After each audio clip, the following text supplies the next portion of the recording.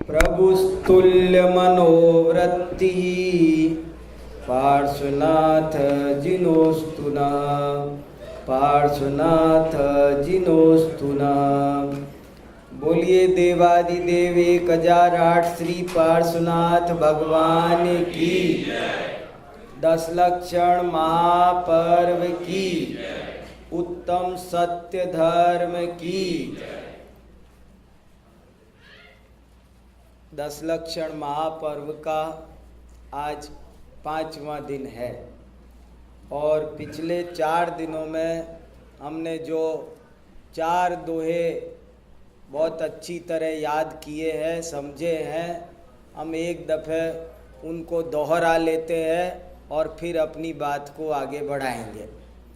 एक तो हमने ये सीखा है, कला बेहतर पुरुष की जिनमें 2 सरदार, एक जीव की जीविका दूजा जीवोद्धार।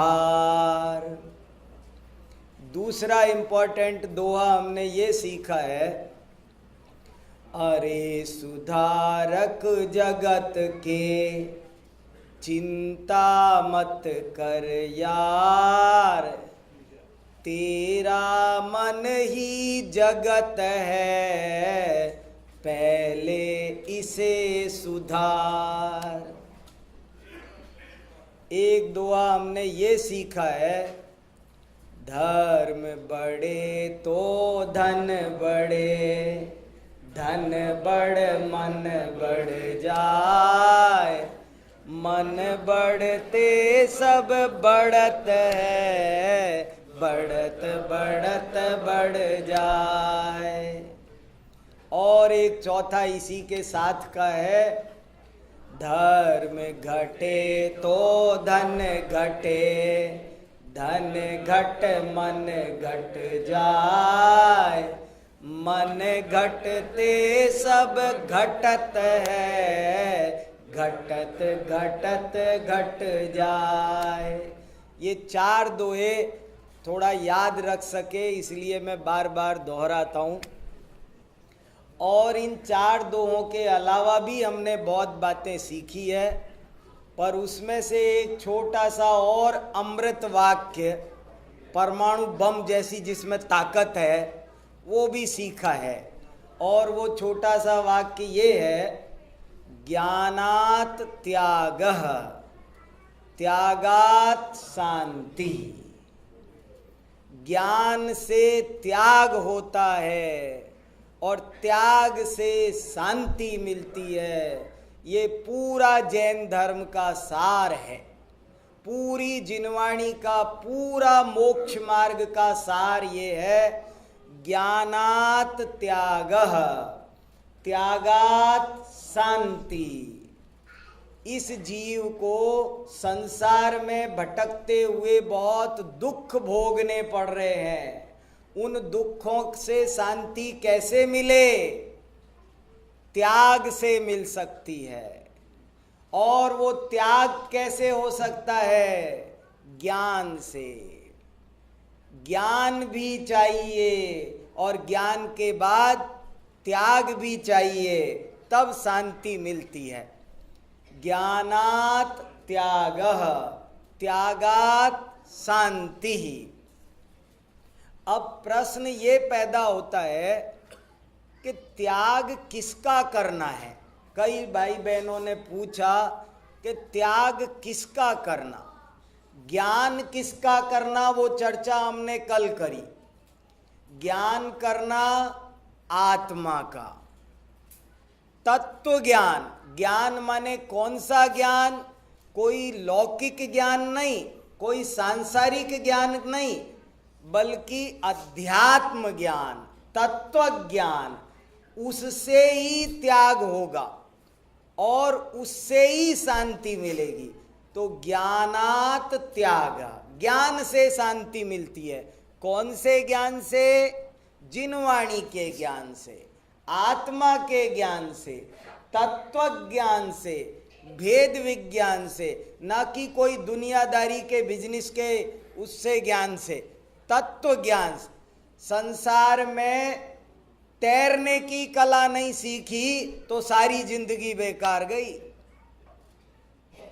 इसलिए वो कला पहले सीखनी है उस ज्ञान से। अब दूसरा प्रश्न, त्याग किसका करें, काय का त्याग होगा? तो मैं जिनवाणी की भाषा में 2 मिनट में आपको समझाऊं ताकि बात सही सही सामने आ जाए। त्याग किसका होगा? त्याग होता है द्रव्य कर्म, भाव कर्म और नो कर्म। 3 चीज बहुत जरूरी है। 2 मिनट मन लगा के समझ लेंगे तो आपको जैन धर्म की बहुत बड़ी फिलॉसफी समझ में आ जाएगी, पूरा कर्म सिद्धांत और मोक्ष मार्ग समझ में आ जाएगा। मगर 2 मिनट कंसंट्रेशन चाहिए। 3 चीजों का त्याग करना है। हमारे ऊपर 3 बोझे हैं, 3 भार है, उसकी वजह से हम दुखी हैं। और वो 3 बोझा कौन से हैं? एक है भाव कर्म, एक है द्रव्य कर्म और एक है नो कर्म। नो कर्म नहीं, 9 नहीं, नो नहीं, नो कर्म, हाँ एनो, नो वो डबल ओ नहीं है, औ नहीं है, औ नहीं, ओ। भाव कर्म, द्रव्य कर्म और नो कर्म, ये 3 कर्म खतरनाक है। और इन 3 कर्मों के चक्कर में ये आत्मा दुख उठा रहा है। यदि वो ज्ञान करे और इन 3 कर्मों का त्याग कर दे तो सुखी हो जाए। जरा देखते हैं ये क्या है 3 कर्म। देखिए, पहले नंबर पर आता है भाव कर्म। भाव कर्म, भाव माने आत्मा के भाव। आत्मा में जो विकारी भाव होते हैं, आत्मा के जो मलिन भाव है, अच्छे भाव को भाव कर्म नहीं कहते हैं। शुद्ध भाव का नाम भाव कर्म नहीं है। आत्मा में जितने भी अशुद्ध भाव पैदा होते हैं, क्रोध, मान, माया, लोभ, उन सब का नाम है भाव कर्म। क्रोध, मान, माया, लोभ, राग, द्वेष, ये भाव कर्म है। और द्रव्य कर्म क्या होता है? जब आत्मा भाव कर्म करता है तब आत्मा पर पुद्गल परमाणु सूक्ष्म, जो दिखाई नहीं देते, बहुत सूक्ष्म कारमाण वर्गणाएं इस लोक में ठसाठस भरी है, वो आकर आत्मा पर चिपक जाती है। उनको बोलते हैं द्रव्य कर्म। वे द्रव्य कर्म बहुत होते हैं, ज्ञानावरण, दर्शनावरण, मोहिनी, अंत, ये सब द्रव्य कर्म है। 8 कर्म द्रव्य कर्म है। भाव कर्म समझ में आया? आत्मा में पैदा होने वाले सारे अशुद्ध भाव। और द्रव्य कर्म क्या? आत्मा के ऊपर जो लेयर बन के चिपकती है पौद्गलिक कर्मों की, उसका नाम है द्रव्य कर्म। और नो कर्म क्या होता है? नो कर्म, बहुत से लोग इसको नौ कर्म बोल देते हैं। नौ नहीं, ऐसे ही एक कसाय भी होती है, उसका नाम होता है नो कसाय। 4 कसाय होती है और 9 नो कसाय होती है। नो कसाय, नो माने छोटी। नो शब्द का मतलब यहां पर है छोटा, छोटी। जैसे बड़ी कसाय है क्रोध, मान, माया, लोभ, ये कसाय है। और नो कसाय क्या होती है? हास्य, रति, अरति, शोक, भय, जुगुप्सा, स्त्री वेद, पुरुष वेद, नपुंसक वेद, ये नो कसाय। नो कसाय माने ये छोटी कसाय है। तो कर्म भी नो कर्म होता है। आत्मा में पैदा होने वाले अशुद्ध भावों को कहते हैं भाव कर्म। आत्मा के ऊपर चिपकने वाले पुद्गल परमाणुओं को कहते हैं द्रव्य कर्म। और बाहर की वे सब चीजें जिनको हम अपनी मानते हैं, उनका नाम है नो कर्म। नो कर्म समझना जरा। नो कर्म किसका नाम है? बाहर की वे सब चीजें जिसे मैं अपना मानता हूं, जिस पर मैं अपना किसी भी रूप में मालिकाना हक जताता हूं, वो सब चीजें नो कर्म है। जैसे कपड़े लत्ते, घड़ी, मोबाइल, मकान, गाड़ी, जो जो चीजें, मान लो एक कपड़ा जब तक दुकान में है तब तक वो नो कर्म नहीं है, लेकिन जब आपने उसे खरीद लिया, अपने घर में ले आए, तो वो क्या हो गया? आपका नो कर्म हो गया। अगर मैं बोलूं ये मेरा देश, तो पूरा देश भी नो कर्म हो गया। ये मेरा प्लॉट, ये मेरा मकान, तो मकान भी नो कर्म हो गया। नो कर्म माने बाहर की वे सब चीजें जिनको मैं अपना मानता हूं, स्त्री, पुत्र, कुटुंब, परिवार, रुपया, पैसा, दुनिया भर की चीजें, कंप्यूटर, कुर्सी, टेबल, जब उनको आपने, जब तक आपके पास नहीं थी तब तक नो कर्म नहीं थी, और जब वो हट जाएगी तब फिर आपका नो कर्म नहीं है। लेकिन जब तक आपके पास में है तब तक वो हमारा आपका नो कर्म है। तो भाव कर्म आत्मा के सबसे निकट रहने वाली चीज है भाव कर्म। उससे थोड़ी दूर रहने वाली चीज है द्रव्य कर्म, और उससे भी ज्यादा दूर रहने वाली चीज है नो कर्म। नो कर्म को छोड़ना आसान है, लेकिन भाव कर्म, द्रव्य कर्म से बेड़ा पार करना वो आसान काम नहीं है। इसलिए अब हमारी बात पूरी हुई। ज्ञानात त्यागः, त्यागात शांति। कौन से ज्ञान से? तत्व ज्ञान से, आत्मज्ञान से। त्यागात शांति, कौन से त्याग से?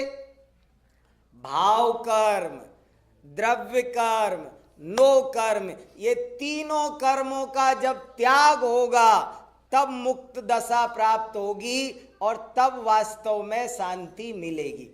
देखो, इस चीज को और एक मिनट एक सरल उदाहरण से मैं क्लियर करने की कोशिश करता हूं। मैं रोजाना 4-5 दिन से मंगलाचरण के समय एक संस्कृत का श्लोक भी पढ़ता हूं। अभी तक उसका अर्थ नहीं बताया, क्योंकि अभी उसका कोई कॉन्टेक्स्ट नहीं आ रहा था। अब आज आ गया है, इसलिए आज अब वो बताता हूं। एक श्लोक बार बार बोल रहा हूं। कमठे च धरणेन्द्रे च सोचितम कर्म कुर्वती प्रभुस्तुल्य मनोवृत्ति पार्श्वनाथ जिनोस्तुनः। बहुत सुंदर अच्छा जिनवाणी का श्लोक है। इसका हिंदी में मीनिंग तो इतना सा है, जो पार्श्वनाथ भगवान कमठ के प्रति भी और धर्मेंद्र पद्मावती के प्रति भी समान मनोवृत्ति धारण करते थे, वे सदा मेरे हृदय में विराजमान हो जाओ। ये इसका हिंदी अर्थ इतना सही है। कमठे च धरणेन्द्रे च सोचितम कर्म कुर्वती प्रभुस्तुल्य मनोवृत्ति पार्श्वनाथ जिनोस्तुनः। वे पार्श्वनाथ भगवान मेरे अंदर विराजो, जो सबके प्रति, जो सेवा कर रहा था, उपसर्ग दूर किया था उसके प्रति भी, और जिसने उपसर्ग किया उसके प्रति भी किंचित भी राग द्वेष नहीं कर रहे थे, समता भावी थे। वे मेरे हृदय में विराजो। हृदय में विराजो का मतलब समझते हैं? ऐसे बहुत भजनों में आता है कि मेरे हृदय में विराजो भगवान। हृदय में विराजो का मतलब समझते हैं? अपन भगवान को बुलाते। बहुत भजन ऐसे हैं। महावीर स्वामी नयन पथगामी भवतु में। हे महावीर भगवान, आओ पधारो, मेरे हृदय में विराजो। अपन बुलाते हैं ना, पूजा में भी कहते हैं अत्रो अत्रो तिष्ठो तिष्ठो। लेकिन कभी सोचा है हम कह क्या रहे हैं और क्यों कह रहे हैं? हमें घर में किसी को बुलाना हो, मेहमान को, अभी पता चले कोई बड़ा आदमी हमारे घर में आ रहा है, तो हम क्या करते हैं जरा सोचना। अगर हमें ये पता चले कि कोई बड़ा आदमी, बड़ा नेता, कोई बड़े महाराज जी, भट्टारक स्वामी जी घर में आ रहे हैं, तो अब क्या करोगे? घर एकदम साफ सुथरा होना चाहिए, कहीं कोई औने कोने में भी कूड़ा करकट नहीं होना चाहिए। बच्चों को भी समझाते, देखो बेटा शांति रखना, स्वामी जी आ रहे हैं, शोरगुल नहीं कर, दंगा नहीं करना, चुप रहना। सब बच्चों को भी समझाते हैं। सामान फैला पड़ा हो तो उसको भी ठीक करते हैं। और हम 3 लोक के नाथ भगवान को अपने मन मंदिर में बुला रहे हैं, घर में बुला रहे हैं। तो बुलाना है तो बुलाओ, लेकिन बुलाने के पहले जरा इसके औने कोने तो साफ कर लो। नहीं दादा, उनको बुला रहे हैं, ठीक है, बुलाना है तो सच्चे मन से बुलाओ। हमने क्या सोच रखा है, वो कौन से आने वाले हैं है? अरे और वो आ गए तो अरे तैयारी अपनी पूरी करो। बहुत से लोग कहते हैं पंडित जी आप हमारे घर आना, मैंने कहा हाँ आऊंगा। फिर बाद में कहते आप आए नहीं, मैंने कहा जैसे आपने बुलाया था वैसे मैं आ गया। तुमने मुझे ये बताया था कि तुम्हारे घर का क्या एड्रेस है, कब आना है, कहाँ आना है, पूरी बात कहो ना। तुमने भी फॉर्मेलिटी में कहा पधारो, हमने भी कहा आएंगे क्या? अरे ऐसे भगवान से फॉर्मेलिटी कर रहे हो कि सचमुच बुला रहे हो? अगर सचमुच बुला रहे हो, अपने अपने मन से पूछना, अगर सचमुच बुला रहे हो तो फिर बताओ, एक छोटा सा भी आदमी आए तो हमारे घर में हमारा दामाद भी आने वाला हो तो थोड़ा बहुत कुछ तैयारी करते हैं कि नहीं करते हैं? और हम 3 लोग के नाथ को बुला रहे हैं आओ, और तैयारी के नाम पर कुछ नहीं। इसका मतलब है हम बुला नहीं रहे हैं। दूसरी एक खास बात इसमें यह है, जब हम ये कहते हैं कि हमारे मन में विराजो, मन में विराजो का एक मतलब ये भी है, देखो अगर किसी के अंदर भूत घुस जाए तो क्या होता है? नहीं, वो भूत घुसेगा तो क्या होगा? वो बिल्कुल भूत जैसा बिहेव करेगा। तो हम कह रहे हैं कि हे पार्श्वनाथ आप मेरे अंदर आ जाओ। इसका मतलब है कि मैं ऐसा व्यवहार करूं जैसा आपने किया। कोई गाली दे, कोई प्रशंसा करे, मुझे कहीं राग द्वेष ना हो, आप मेरे अंदर आओ। समझ में आया? ये हम मेरे अंदर आ सकते हैं क्या? जैन धर्म के हिसाब से हम कितना भी बोले, मेरे मन मंदिर में आ जाओ आ जाओ आ जाओ आ जाओ, कितना नाचे कूदे गरबा करे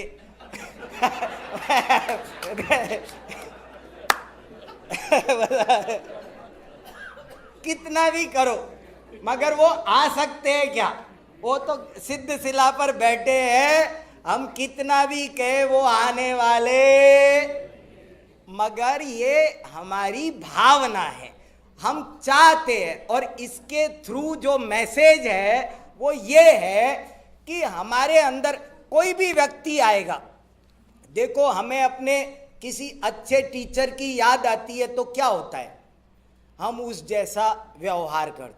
किसी दिन मेरा मन करता है आज क्लास में 15 मिनट लेट जाता हूँ, तो फिर मुझे मेरे एक सर याद आ जाते हैं जिन्होंने यूनिवर्सिटी में पढ़ाया, कभी 1 मिनट भी लेट नहीं आते थे क्लास में, वो याद आ जाते हैं। फिर मैं सोचता हूँ नहीं टाइम से ही जाना, चलो। तो उनकी याद क्या काम आई? मुझे टाइम पर भेजने के काम आई। ऐसे ही जब हमारे मन में राग द्वेष पैदा होते हैं तो हम इतने बड़े भगवान से कहते हैं कि जिसने आपको 10 जन्म में मरणांतक दुख दिया, आपने सुई की नोक बराबर उससे द्वेष नहीं किया, और इतना बड़ा आपका उपसर्ग दूर किया, लेकिन आपने उसके प्रति तनिक भी राग नहीं किया। हे भगवान, आपकी ये दशा मेरी कब होगी? तब होगी जब आप मेरे हृदय में पधारोगे। ये तो इस श्लोक का सीधा अर्थ है। अब एक दफे श्लोक फिर सुन लो, अब अर्थ समझ में आएगा। पहले सुना, अर्थ समझने के बाद सुनते हैं तो कुछ चेंज नजर आता है। कमठे च धरणेन्द्रे च सूचितम कर्म कुर्वती प्रभुस्तुल्य मनोवृत्ति पार्श्वनाथ जिनोस्तुनः। अब सब समझ में आ गया होगा स्पष्ट। अब मैं इसमें एक बड़ी अच्छी बात जो इसकी टीका में लिखी है वो आपको सुनाना चाहता हूं। जरा बिल्कुल मन लगा के सुनना, आपको बहुत महत्वपूर्ण बात बता रहा हूं मैं एक आज। देखो, इसकी टीका में लिखा है कि हे पार्श्वनाथ भगवान, जब कमठ आपके ऊपर उपसर्ग कर रहा था, पत्थर बरसा रहा था, क्या क्या कर रहा था, उस समय एट दैट मूवमेंट ओनली, उस समय आपके पाप का उदय चल रहा था और कमठ के पुण्य का उदय चल रहा था। जरा सुनना ध्यान से, बड़े मार्के की बात है। भाव कर्म, द्रव्य कर्म, नो कर्म सब समझ में आने। अभी देखो, हे पार्श्वनाथ भगवान, जब आपके ऊपर कमठ पत्थर बरसा रहा था, उस समय आपके तो चल रहा था पाप का उदय और कमठ के चल रहा था पुण्य का उदय। समझ में आई क्या कैसे चल रहा था?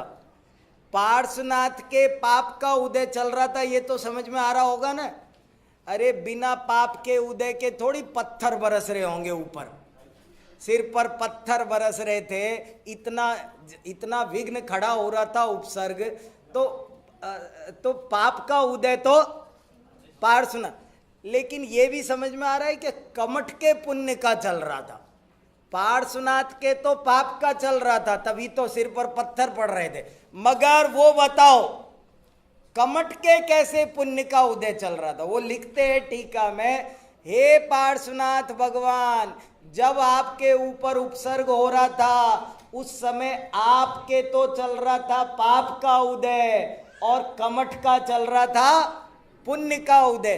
देखो कैसे चल रहा था, जरा सोचो, मैं बताता हूं आपको।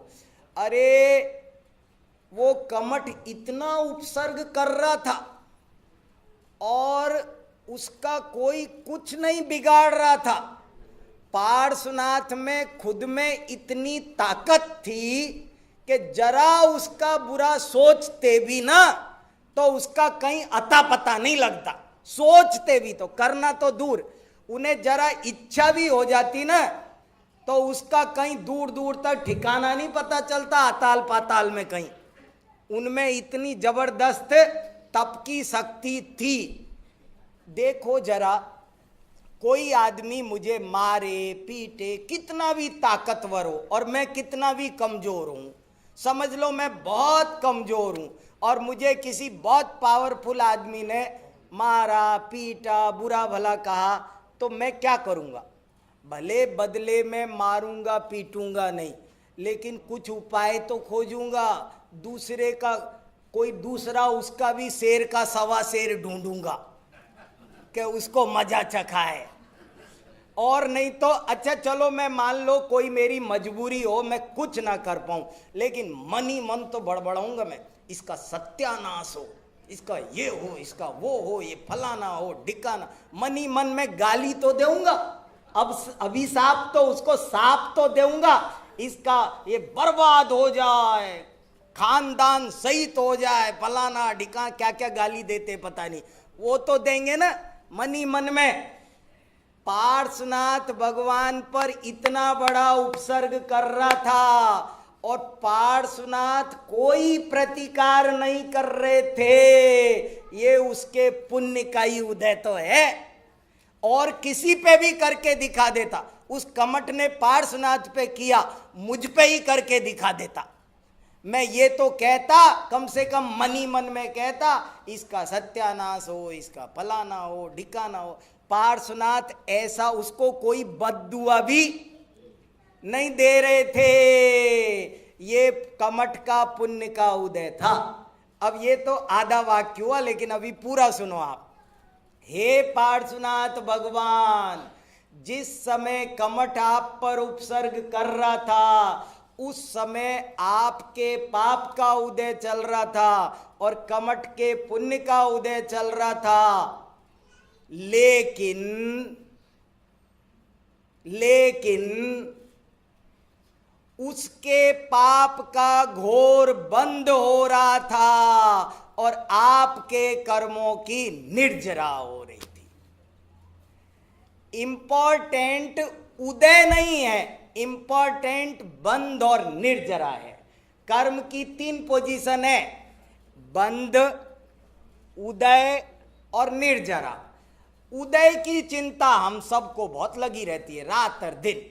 हम उदय के बड़े दीवाने हैं। हम सारी जिंदगी यही सपने देखते हैं, हमारी जिंदगी में पुण्य का उदय हो, पुण्य का उदय हो, उदय हो, उदय हो, उदय हो। सब जगह कदम कदम पर हमको पुण्य के उदय की परवाह तो है। लेकिन ये कहते हैं कि तुम उदय की बात करते हो। अरे उदय में तुम्हारा कुछ नहीं चलता, जो पहले बोया जा चुका है उसमें कोई पुरुषार्थ चलने वाला नहीं है। अब तो वो उदय आएगा ही। तुम बात करो तो बंध की, निर्जरा की करो, वर्तमान भाव की बात करो। देखो, पापी एक शब्द है छोटा सा, पापी। पापी कौन है? कौन है पापी? जिसके पाप का उदय हो वो पापी है, या जो पाप का बंद करता है वो पापी है। समझना, मैं जरा इस सेंटेंस को ऑपरेट कर रहा हूं। पापी, पापी मीन्स जरा ऑपरेट करे। पापी, पापी माने जिसके पाप का बहुत उदय हो उसे पापी कहते हैं। एग्री हो आप? जिसके बहुत पाप का उदय हो उसे पापी कहें नहीं। पापी उसे कहेंगे जो बहुत पाप का बंध करता है। जिसके वर्तमान में पाप भाव है उसको पापी कहते हैं। इसलिए ये कवि लिख रहा है कि हे पार्श्वनाथ भगवान, जब कमठ उपसर्ग कर रहा था उस समय आपके पाप का उदय था, कमठ के पुण्य का उदय था। लेकिन उदय होना कोई बड़ी बात नहीं है, इससे कोई फर्क नहीं पड़ता। फर्क पड़ता है कि इस समय बंध कौन कर रहा है और निर्जरा कौन कर रहा है। आप कर रहे थे कर्मों की निर्जरा और वो कर रहा था कर्मों का बंध। मैं कहना ये चाहता हूँ कुल मिलाकर इस बात से कि हम लोग 24 घंटे उदय उदय उदय उदय की बात तो करते हैं, लेकिन उदय में हमारा पुरुषार्थ नहीं चलता। हमको तो बंध के बारे में सोचना है, हमें तो कर्मों की निर्जरा के बारे में सोचना है, और वो इम्पोर्टेंट पॉइंट है। और उसी से भाव कर्म, द्रव्य कर्म, नो कर्म का त्याग होगा। देखो, इस तरह से ये जिनवाणी की बड़ी अच्छी अच्छी बातें हैं, इनको हमें बहुत संभाल कर रखना है, इनको जन जन तक पहुंचाना है। इन चीज़ों को सुनने समझने की हमको प्रथा चालू रखनी है। ये बहुत मेहनत से हजारों सालों से हमारा तत्व ज्ञान जिनवाणी में सुरक्षित है। अगर हम लापरवाही कर गए तो ये सब बातें सुनी समझी नहीं तो सब खत्म हो जाएंगी और बहुत बड़ा नुकसान हो जाएगा। इन चीज़ों को समझना बहुत ज़रूरी है। एक छोटी सी बड़ी अच्छी कहानी आती है हमारे प्राकृत आगमों में इस बात के लिए। मैं उस कहानी को सुनाकर फिर उत्तम सत्य धर्म की बात पढ़कर आज का पूरा करेंगे, बहुत लंबा नहीं करेंगे आज। देखो सुनो, एक सेठ था, उसके 4 बहुएं थी, और वो सेठ के मन में ये विचार आया कि मैं घर की चाबी किसको दूं, किसको अब घर की मालकिन। सेठानी भी जा चुकी थी, सेठ चाहता था कि अब मैं भी घर छोड़ करके आत्मा का कल्याण करूं, पर ये घर की चाबी मालकिन किसको बनाऊं, क्या करूं, किसको, कौन समझदार है। तो उसने एक प्रोग्राम किया, पार्टी की, समाज के 5 लोगों को भी बुलाया और बुला करके अपनी चारों बहुओं को बुलाया, सबके बीच, पंचों के बीच, और चारों बहुओं को 5-5 धान के दाने दे दिए। धान के दाने समझ में आया? धान, चावल तुझ सहित चावल, वो दे दिए, 5-5 दाने दे दिए चारों को, और कहा देखो बेटा, मैं थोड़ा तीर्थ यात्रा को जाता हूँ, 1-2 साल बाद लौटूंगा, तब मैं तुमसे वापस लेऊंगा, इनको सबको रखो संभाल के। वो चला गया। अब जाने के बाद में एक बहू सोचती है, इन 5 को कहाँ संभाल के रखूं मैं, बहुत घर में है, जब मांगेंगे उठा के दे दूंगी मुट्ठी भर के। फेंक दिए उसने, कौन संभाल के रखे इनको 5 को, 5 चावल संभाल के रखूं इनको, फेंक दिए उसने। दूसरी ने सोचा पिताजी ने दिया है तो फेंकना जरा अच्छी बात नहीं है, फेंकना, अनाज का अनादर करना ठीक नहीं, तो क्या करूं, वो खा गई। बोले मैं तो खा जाती हूँ, जब मांगेंगे तब दे दूंगी। तीसरी ने सोचा पिताजी ने दिए हैं, फेंकना तो गलत है ही, मगर खाना भी गलत है, उनकी प्रॉपर्टी, उनने खाने को नहीं कहा, मैंने परमिशन नहीं ली, मैं कैसे खा सकती हूँ, तो खाना भी ठीक नहीं है। एक रूमाल में बंद किया और गोदरेज की अलमारी में जाके रख दिया उसने। अब रख दिया। चौथी ने सोचा कि पिताजी ने मुझे ये दिए हैं तो जरूर इसमें कोई ना कोई राज होना चाहिए, और उसने क्या किया, खेत में बो दिए, और जब 6 महीने बाद वो उगे तो जो तैयार हुए उनको फिर बो दिया। अब जब तक पिताजी 2-4-5 साल ना लौटे तब तक वो यही काम करती चली गई।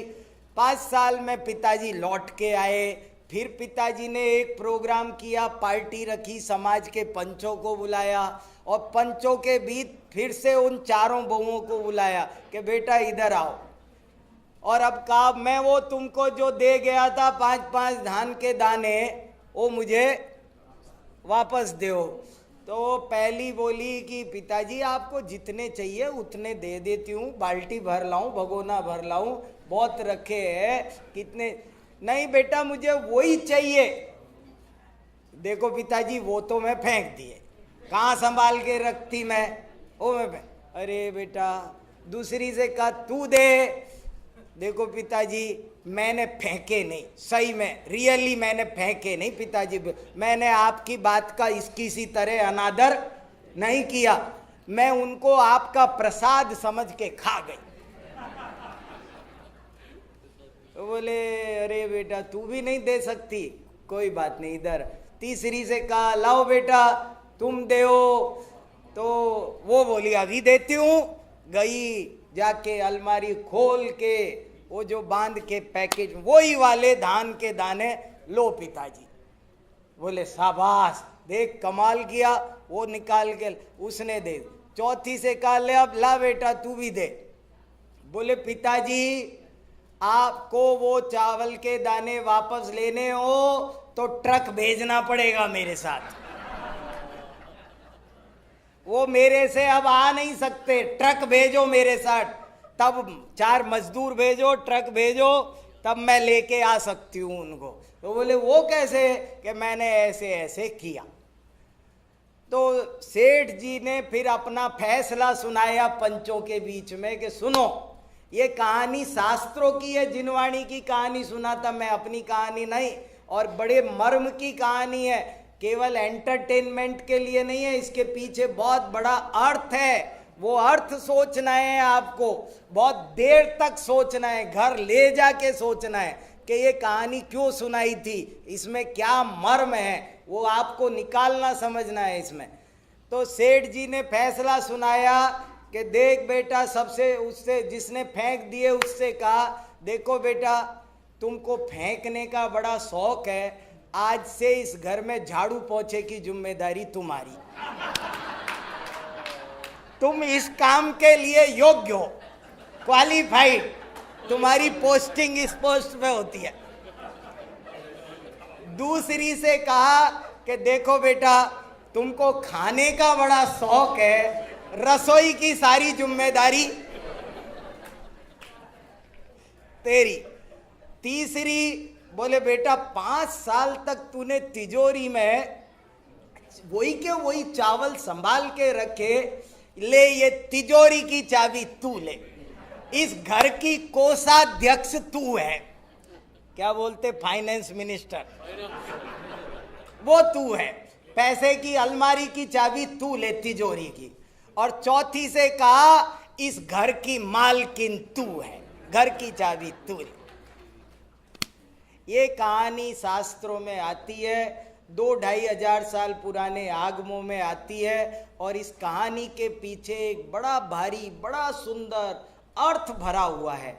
वो अर्थ ये है कि हमें भी हमारे धर्म पिताजी ने ये जिनवाणी सौंपी है, अब हमें देखना है हम इसे फेंकते हैं कि खा जाते हैं, कि केवल अलमारी में बंद करके लाइब्रेरी बना दे और अलमारी में बंद करके रख दो बस, कि उसको प्रचारित प्रसारित करते हो सारे देश में, कोने कोने तक, अंग्रेजी हिंदी गुजराती सब भाषाओं में अनुवाद करो, पढ़ो पढ़ाओ, इंटरनेट पे डालो, सब करो लोगों को।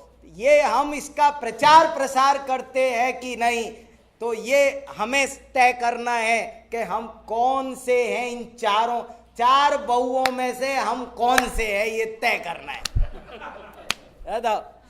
ये बहुत अच्छी कहानी है, हमें इससे शिक्षा लेनी है। उत्तम सत्य धर्म का अर्थ पढ़ते हैं बस। कठिन वचन मत बोल, पर निंदारू झूठ तज, साच जवाहर खोल, सतवादी जग में सुखी। देखो आज उत्तम सत्य धर्म की बात समझा रहे हैं।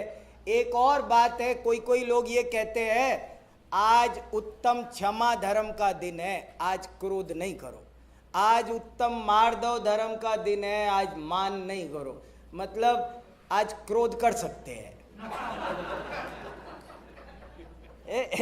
एक दिन, अरे आज सत्य धर्म का दिन है तो आज सत्य बोलो, बाकी दिन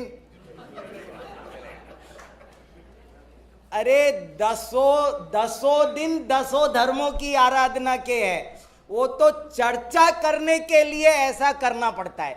एक दिन में सबकी चर्चा, समझ में आए, ये चर्चा के लिए दिन बनाए हैं कि आज उत्तम पालने के लिए ऐसे नहीं है। पहले दिन है ना क्रोध नहीं करना है, बाकी 9 दिन छूट है, ऐसे कुछ नहीं है। वो सब 10 के 10 दिन 10 धर्म पालने हैं, वो तो उसमें से आज हम सत्य धर्म की चर्चा कर रहे हैं। चर्चा सत्य धर्म की कर रहे हैं, चर्या सबकी करनी है। चर्चा एक की हो पाएगी मगर चर्या सबकी हो। तो कठिन वचन मत बोलो, पर निंदा मत करो, सत्य ही बोलो। ये रत्न के समान है, जो सत्य बोलता है वही जगत में सुखी है। सत्य बोलने से शास्त्रों में लिखा है ऐसी रिद्धि प्रकट हो जाती है सत्य बोलने वाले को कि जो बोले सो होता है। सत्य बोलने का प्रभाव बहुत बड़ा होता है। अगर व्यक्ति सत्य बोले तो वो जो उसको वचन सिद्धि प्रकट हो जाती है, वचन सिद्धि। उत्तम सत्य व्रत पालीजे, पर विश्वास घात नहीं कीजे। साचे झूठे मानुष देखो, आपन पूत स्वपास न पेखो। सत्य व्रत पालने वाले का कोई कितनी भी निंदा करते हो, लेकिन लोग अंदर से प्रशंसक होते हैं।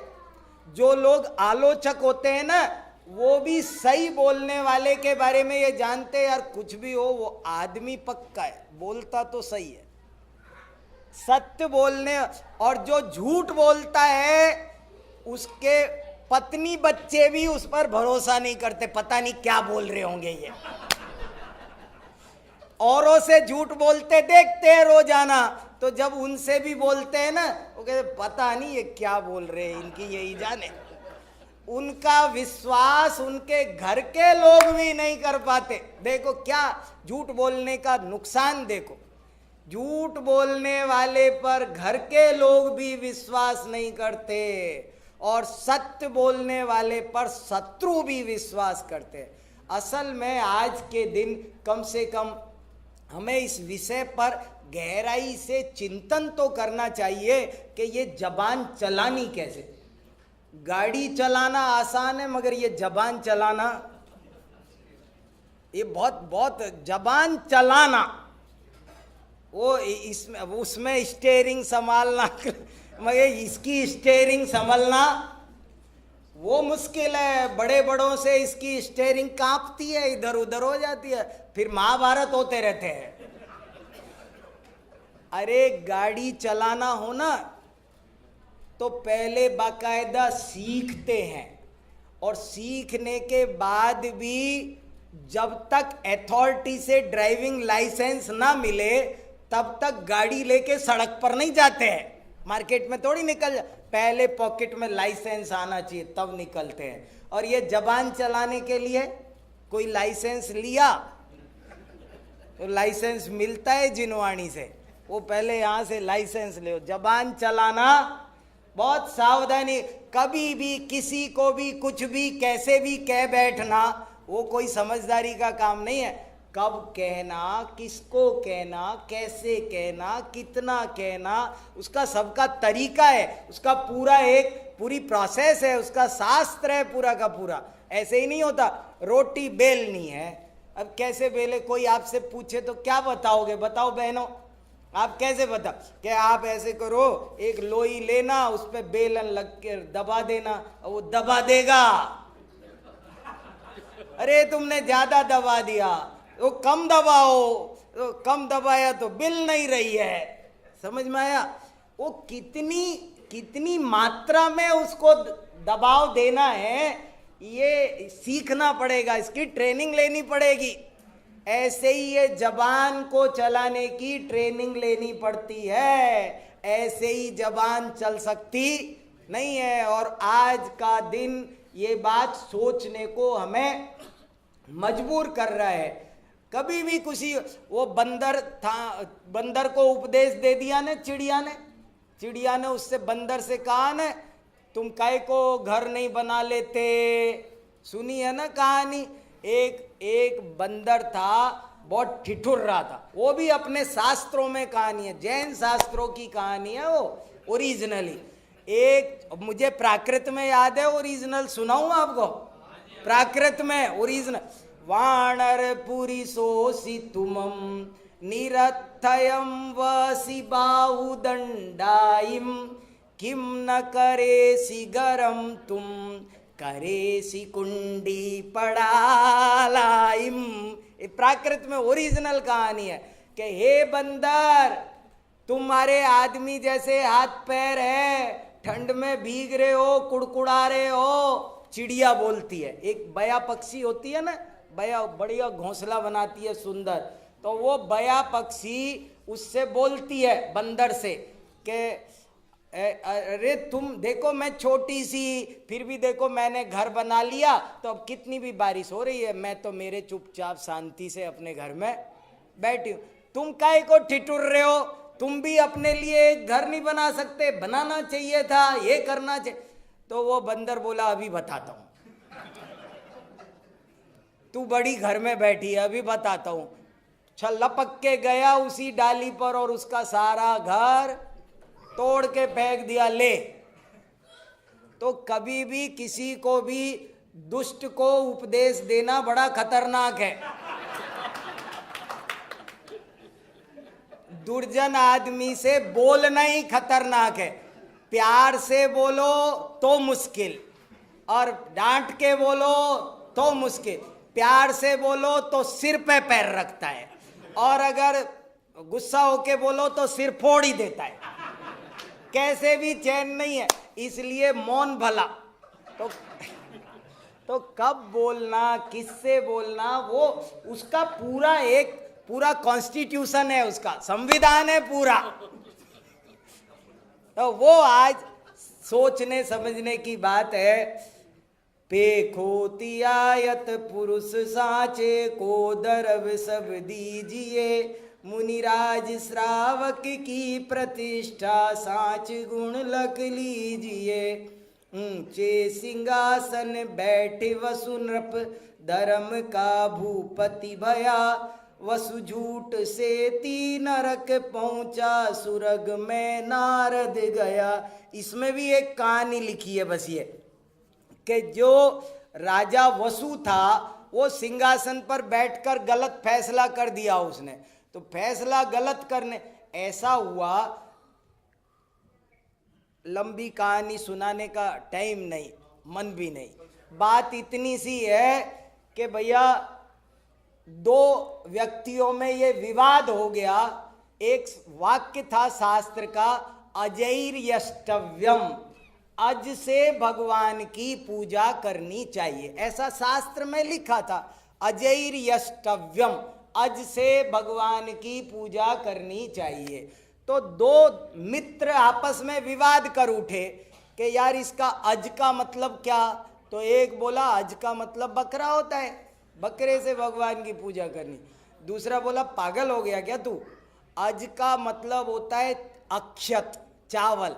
ज माने जन्म लेना, अज माने जो दोबारा नहीं उगता। हम लोग मंदिर में गेहूं क्यों नहीं चढ़ाते पता है आपको? गेहूं, चावल क्यों चढ़ाते हैं, गेहूं क्यों नहीं चढ़ाते? क्योंकि गेहूं दोबारा उग सकता है, उगता है। और चावल भी धान नहीं चढ़ा सकते, छिलका हटा चावल चढ़ा सकते हैं। क्यों चढ़ाते हैं? क्योंकि हम ये कहते हैं कि हे भगवान, जैसे ये अब दोबारा नहीं उगेगा कभी भी, ऐसे ही मैं चाहता हूं कि अब मेरा दोबारा जन्म ना हो, मुझे मोक्ष मिले, इसके लिए चावल चढ़ाते हैं। तो बोले अज का मतलब अक्षत होता है चावल, वो ये मीनिंग है इसका।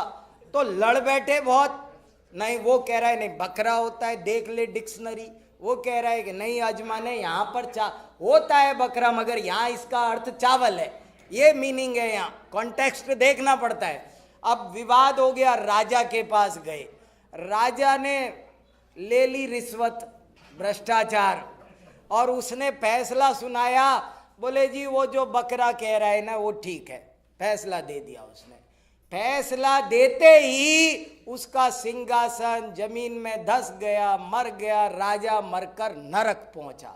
तो वो लिखा है इसमें, ऊंचे सिंहासन बैठे वसु नृप, धर्म का भूपति भया, वसु झूठ से ती नरक पहुंचा, सुरग में नारद गया। और वो जो कहता था कि अक्षत है, उसका नाम नारद था, तो वो स्वर्ग में गया।